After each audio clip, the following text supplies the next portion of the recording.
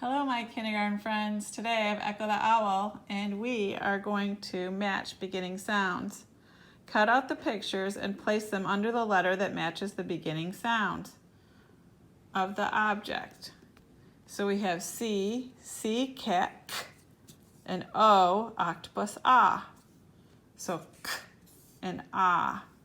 And here are our pictures. Cat, octopus, carrot, ostrich, ostrich, crab, and ox. And so you're going to cut the pictures out, and then you're going to sort them. So let's start with ox. Ox. Ox begins with the letter O. And let's try crab. Crab starts with the letter C. Now you try.